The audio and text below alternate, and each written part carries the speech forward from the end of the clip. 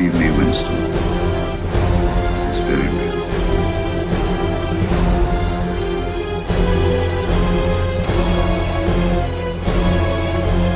Big brother, from the age of the thought police.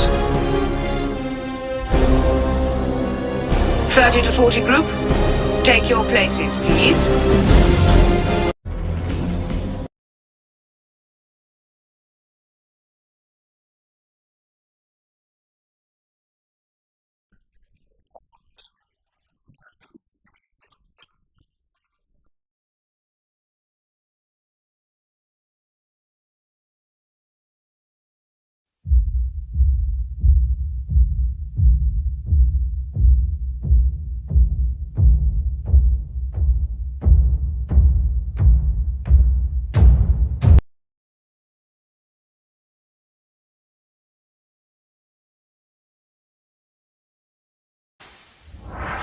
You've heard the expression, Big Brother. It's taken from George Orwell's book, 1984. It describes a totalitarian society where every citizen is under constant surveillance. Orwell wrote that book 70 years ago. Newsflash, Big Brother has now arrived. Big Brother is already watching you now. On our program recently, China watcher Michael Pillsbury described a global surveillance system using facial recognition that allows the Chinese government to watch anyone, anywhere in real time. If that's not a modern-day Big Brother, I don't know what is. We've also learned that Amazon's home helper, Alexa, can listen in to what you're saying, even when Alexa has not been asked a question. Oh, she's always listening. Google operates Gmail, the very widely used email service. Google reads those emails. I recently received a call from India offering treatment for back pain. How did the caller know that? I'd mentioned the problem in an email. Google read it and passed along a tip to India. Hey, this guy might pay for treatment. Apple's FaceTime has a bug that allows people to eavesdrop. Facebook knows everything about everyone. They're following you. I wish I could say that there's a way out of all of this, but I don't think there is. We've opened the surveillance box and we cannot close it up. Much of our life is online. You can't realistically go offline. This is the face I've got, and facial recognition will pick me out anywhere. In the book, the main character, Winston Smith, is caught having independent thought. He is eventually normalized and ends up loving Big Brother.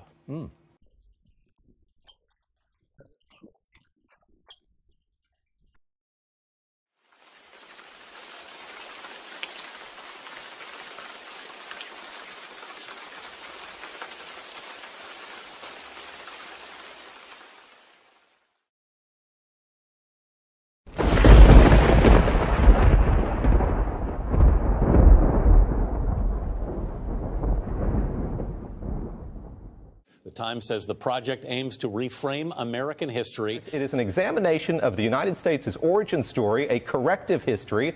It is designed to kickstart conversations, thus that hashtag I just mentioned, 1619 Project Brunch. Now to some major news out of the NFL.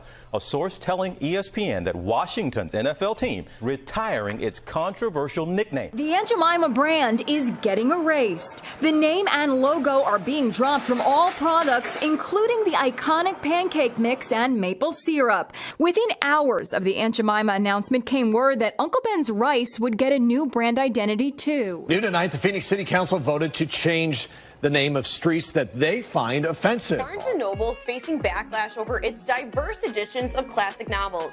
Some to mention, like Peter Pan, The Secret Garden, are being displayed with new covers. The characters on the books are being reimagined as different ethnicities. This announcement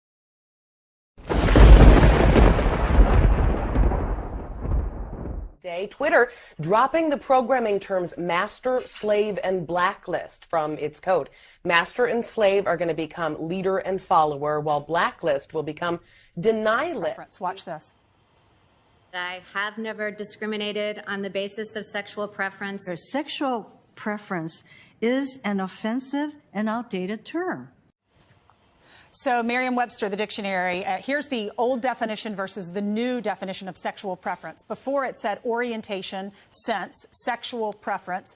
And now, after that exchange between the two of them on Tuesday, now it says offensive, sense, sexual preference. What's your response?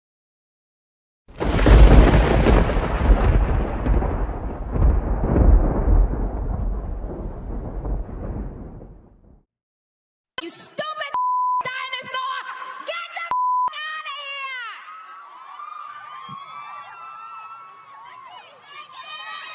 I'm sorry, you guys.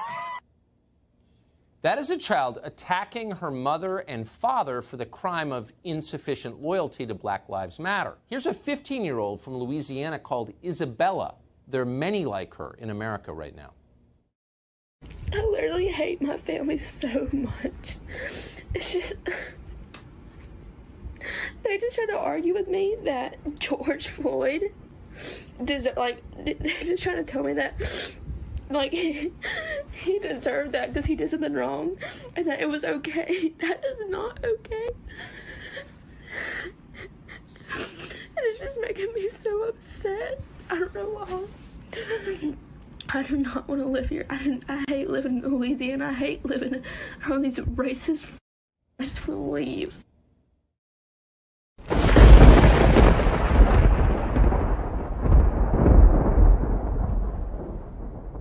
Accomplishment. Think Trump is worse than Hitler? Yes. Yeah, could be. definitely. Yeah. Why do you say that? He's childish. Yeah. That's all I gotta say. He's trying to stop, like food stamps. People need those. Do you think that ending food stamps is as bad as killing like 6 million Jews? He did that? Yeah. He killed That's why he's Jews. number He's two. trying to just destroy the planet. And built that wall, yeah. They did a Harvard study and actually a judicial system study as well, and they found that there was no racial bias when it came to police shootings last year. When you guys hear that, what does that make you think? Cap. Cap. They did a study that showed that cops are actually 18 times more likely to be killed than an unarmed black man is to be killed by the police. Cap. Yeah, that is cap. Let's do it. Do you think the gender wage gap is real? I do. How do you stop the gender wage gap? That's a great question. I think we have to take a look at our government and our understanding of capitalism and consumerism and kind of start working there and work backwards. If you had like a business, you know what I mean, and they could pay women 77 cents for every dollar that a man would make, that would be like capitalism. So they would hire all women. I suppose in a sense I'm following what you're saying, but...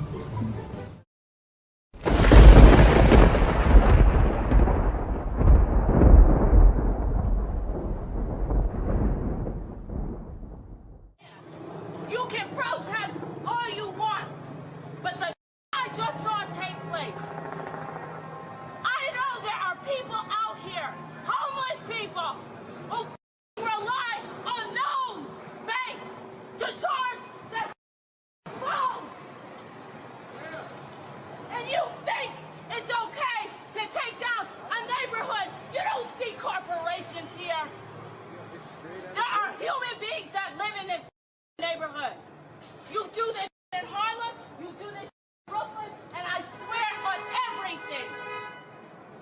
These people in this neighborhood deserve better. And I'm not talking about the gentrification. I'm not talking about students who come here and pay cash to go to NYU. I am talking about the people who go to a methadone clinic down the street.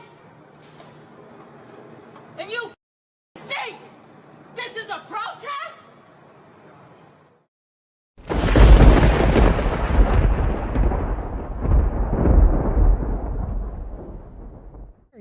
But in today's culture, just a simple social media post from years ago can prevent you from getting a job. Is that fair? Tonight, Denver 7's Russell Haythorne goes 360 on the rise of what's being referred to as cancel culture.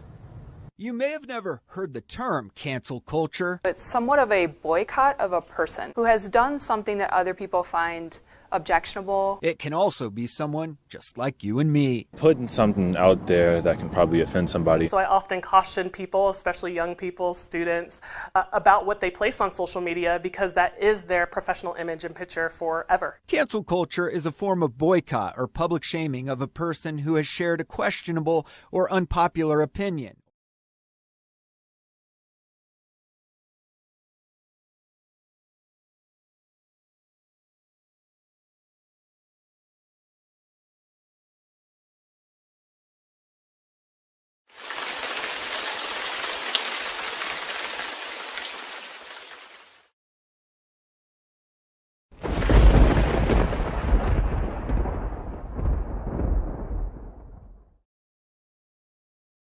From becoming the most talked about social media app in just a matter of days, the social media platform Parler, to now inaccessible. Parler, which dubbed itself as an alternative social network for conservative voices, was booted from the app stores on both Google and Apple in wake of the siege on the Capitol. The final blow came Monday when Amazon dropped Parler from its web hosting services, essentially pulling the plug on the 2-year-old venture. Critics were quick to pounce, claiming a double standard when it came to big tech and conservative viewpoints.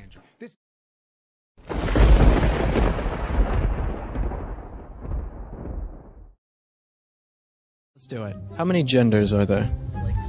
Infinite? Infinite. I think there are infinite genders. Yeah. There are like 5, 6 maybe. 6? What are those 6? It's like male, female, transgender, asexual. Then, yeah, I'm not like familiar with the names, but I'm like pretty sure I've seen like videos and everything on like different genders like here. How many genders are there? Oh, girl. It's like 72 plus or something. I could not tell you. You couldn't tell me? Could not tell you. How many can you name? Not all 72.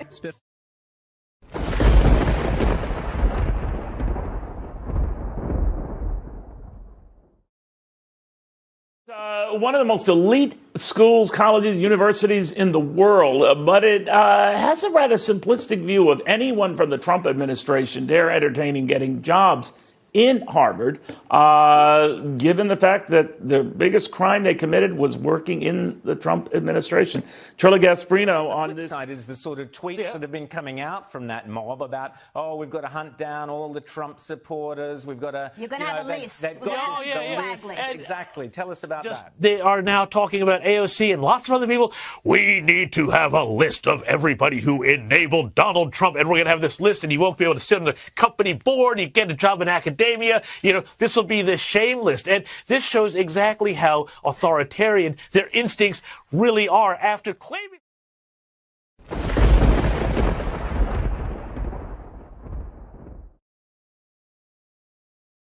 There are millions of Americans, almost all white, almost all Republicans, who somehow need to be deprogrammed.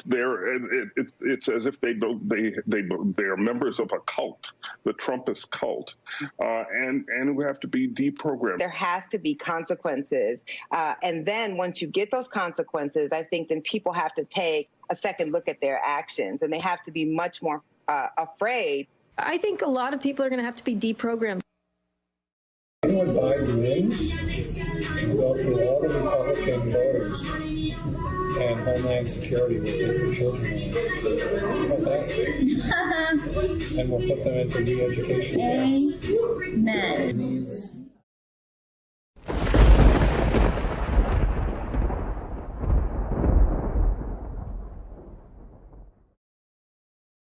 Moment. Tory Bullock is challenging the city and the mayor to take down this statue near Park Plaza. It's called the Freedmen's Monument. It's a replica of the original in Washington, D.C., with President Lincoln standing over a freed slave. The inscription on its base reads, "A race set free," but interpretations of the artwork varies. More statue controversy comes following this week's vandalism of the Christopher Columbus statue in the city's North End. Abe Lincoln has overlooked Bascom Hill for more than 100 years. The statue worn from grads climbing up to get a picture. But what he symbolizes for marginalized students isn't land-grant universities or even emancipating slaves. He was also very publicly anti-black. Just because he was anti-slavery doesn't mean he was pro-black.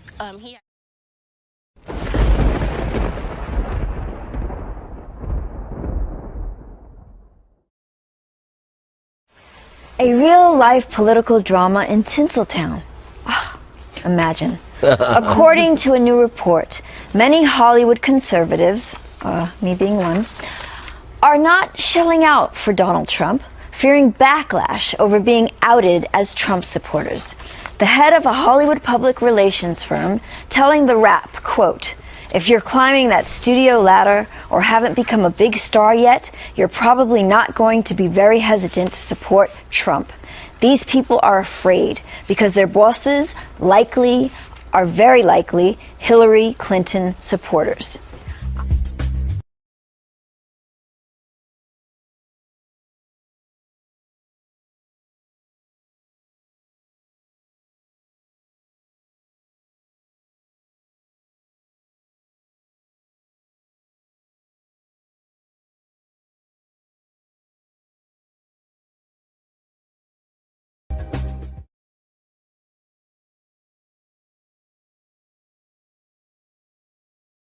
Those who do not learn from history are doomed to repeat it. George Santayana said that. Now I'm going to read you another quote that's applicable to this, and then we're getting to today's piece. This is from Orwell in 1984, the famous book about dystopian future where there's thought police, things like that.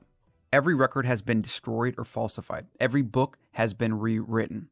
Every picture has been repainted. Every statue and street and building has been renamed. Every date has been altered. And that process is continuing day by day and minute by minute. History has stopped. Nothing exists except an endless present in which the party is always right. George Orwell. You'd never thought that you would see 1984 happen in 2020, did you? Or in your lifetime. But it's happening. It's scary. You know, what's